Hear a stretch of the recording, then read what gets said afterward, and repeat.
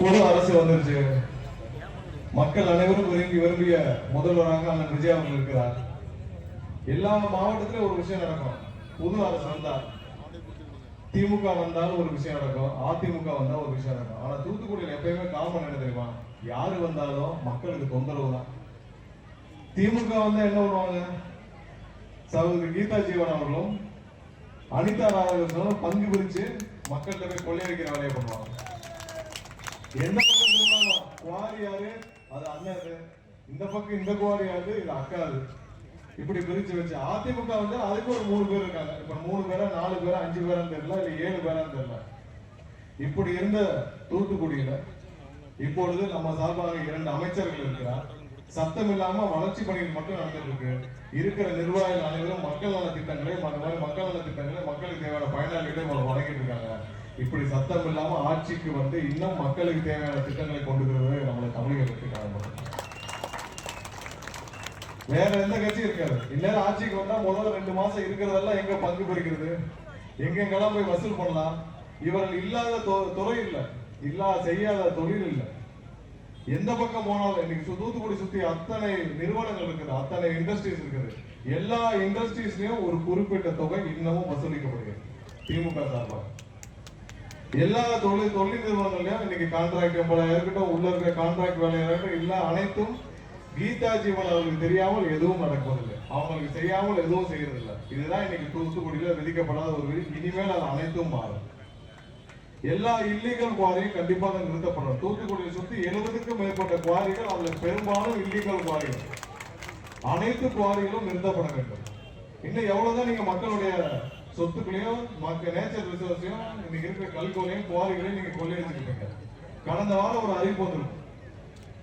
என்னன்னு பாத்தீங்கன்னா, வேற மாநிலங்கள் தமிழகத்துல இருந்து வேற மாநிலங்களுக்கு கொண்டு செல்வதற்கான தடையை விதிக்கப்பட்டுள்ளது. இது எவ்வளவு பெரிய அறிவிப்பு தெரியுமா? ஆயிரக்கணக்கான லாரிகள் இருந்து இங்க கன்னியாகுமரி, நாகர்கோவில் இந்த பக்கம் இருந்தும் அந்த பக்கம் கோயம்புத்தூர் இருந்தும் வேற மாநிலங்களுக்கு ஆயிரக்கணக்கான லாரிகள்ல நம்மளுடைய பொது சொத்துக்கள், நம்மளுடைய மணல்களும் கற்களும் கொள்ளையடிக்கப்பட்டு வந்தது. அனைத்தும் ஒரே தடையாணை மூலமாக நம்மளோட தளபதி அவர்கள் முதலமைச்சர் அவர்கள் நிறுத்தியிருக்கிறார். தமிழ்நாடு இயற்கை வளங்களை கொள்ளையடிச்சு வேற மாநிலங்களுக்கு ஏற்றுமதி செய்யப்பட்டது இதோட நிறுத்தப்பட்டது. எத்தனை வருஷமா நம்மளுடைய குவாரிகளும் அனைத்தும் கொள்ளையடிக்கப்பட்டு வந்தது. இதேதான் நடந்திருக்கு. இதெல்லாம் அனைத்தும் நிறுத்தப்படும். இப்படி ஒரு ஆட்சி வரணும்னு தான் மக்கள் நினைச்சாங்க. அதான் நம்மளும் செஞ்சிருக்கோம். சிறப்பான ஆட்சி கொண்டு வரணும். தூத்துக்குடியில இதுவரைக்கும் நடந்த விஷயங்கள் என்ன? அனிதா ராதாகிருஷ்ணன் 25 வருஷம் என்ன செஞ்சிருக்கிறார்? அனிதா ராதாகிருஷ்ணன் சொல்றாரு, நான் வந்து அதுக்கு முன்னாடி நான் வந்து வியாபாரியாக இருந்தேன், நான் சாதாரண வியாபாரி. சரி, சாதாரண வியாபாரிக்கு எத்தனை குவாரி, எவ்வளவு சொத்துக்கள்? சாதாரண வியாபாரிக்கு எத்தனை ஆயிரக்கணக்கான கோடிக்கணக்கான சொத்துக்கள். சரி, அப்படி மக்களுக்கு என்ன செஞ்சீங்க? ஒண்ணுமே செய்யல.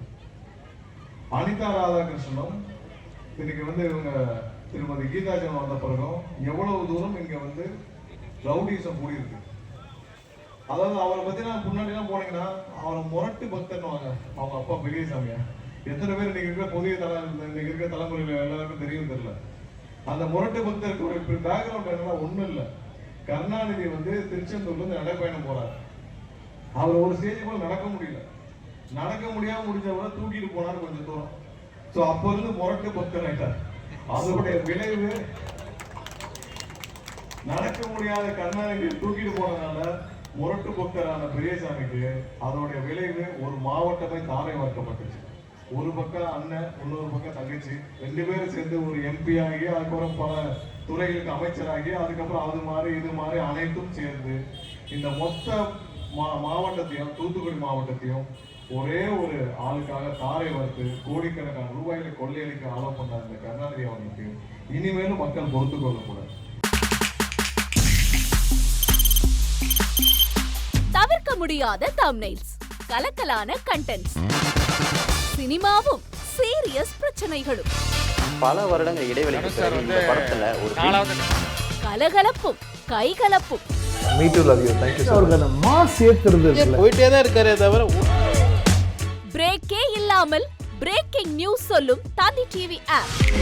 இன்ஸ்டா தலைமுறை வரை இறங்கி அடிக்கும் தந்தி டிவியின் டிஜிட்டல் எக்ஸ்க்ளூசிவ். அது தண்ணிக்குள்ள போகும்போது ஹேங் ஆயிடுச்சு.